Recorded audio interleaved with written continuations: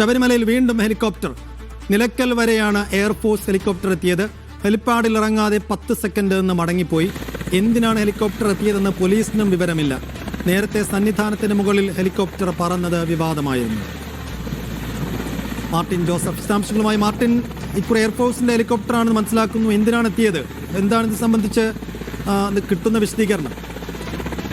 സൈഫുദ്ദീൻ, ഇപ്പോൾ ഇതുമായിട്ട് ബന്ധപ്പെട്ട് പോലീസിനും കൃത്യമായിട്ടുള്ള വിവരങ്ങളൊന്നും പോലീസിനോ അവരുടെ മറ്റ് വിഭാഗങ്ങൾക്കോ ഇതുമായിട്ട് യാതൊരുവിധ അറിവും ഇല്ല. എയർഫോഴ്സിന്റെ ഹെലികോപ്റ്ററാണ് ഇറങ്ങിയത് എന്ന് മാത്രം അറിയാം. ഹെലികോപ്റ്റർ വന്ന് ഒരു 10 സെക്കൻഡോളം നിലം തൊടാതെ പറന്നു നിൽക്കുകയും പിന്നീട് പറന്നുയർന്ന് പോവുകയും ചെയ്യുകയായിരുന്നു.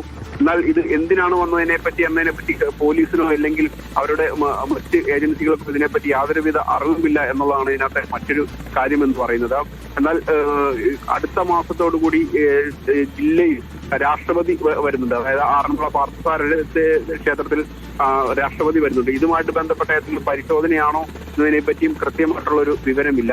എന്നാൽ ഈ ഹെലിപ്പാഡിൽ ഇറങ്ങുന്നതുമായിട്ട് ബന്ധപ്പെട്ട് എന്തെങ്കിലും പരിശോധനയാണോ, അതായത് രാഷ്ട്രപതിക്ക് വരുന്നതുമായിട്ട് ബന്ധപ്പെട്ട് എന്തെങ്കിലും പരിശോധനയാണോ എന്നതും വ്യക്തമില്ല. കാരണം ഈ ആറന്മുളയും ശബരിമലയും തമ്മിൽ വലിയ ദൂരവ്യത്യാസമുണ്ട്.